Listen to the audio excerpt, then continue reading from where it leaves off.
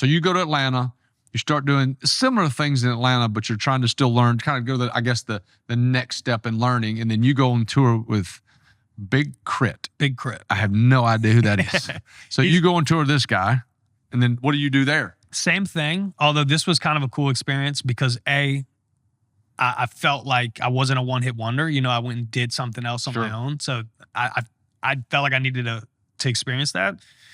And two, this artist he had been around longer than Kevin. He had been on a major label longer. So I guess for whatever reason, they had more of a budget.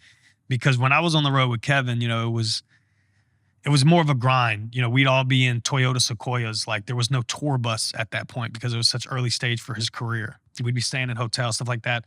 When I went on tour with this guy, I had to get a passport, and we're you know, we have like every night tour dates, and we're going to Canada, and there's a tour bus, and like this is when it felt like, oh, this is like the movies. It's a step up. It's a step up for sure, for sure. Okay, so how long did you work with Big Krit? I worked with him through that tour for, I think that tour went on for about 3-4 months. Okay. And what did you learn there that was did you learn anything that was different than what you did with Kevin?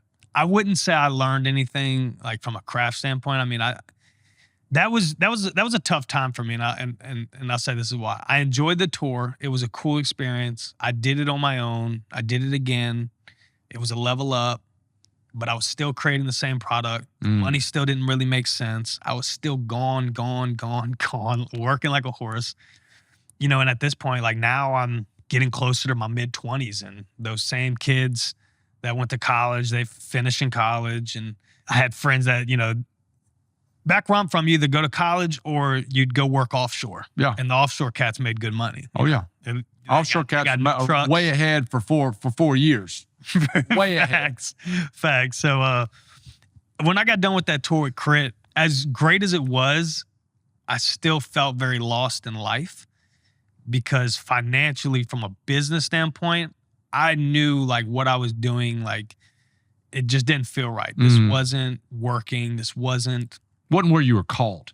No, not at all. All right, so where'd you go from being on tour with him? After being on tour with him, I basically had like a moment where I was like, you know what? I'm done with all of this. All of what?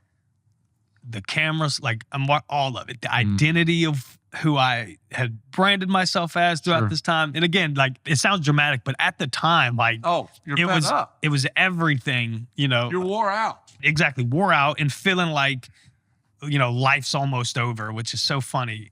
Because when we're young, we think like 30 is a dinosaur, and you know, so I was worn out, and I just said, you know what? It was very naive, but I was like, I'm gonna walk away from all this, and I'm just gonna do like the normal life thing. Okay. So I gave that a run.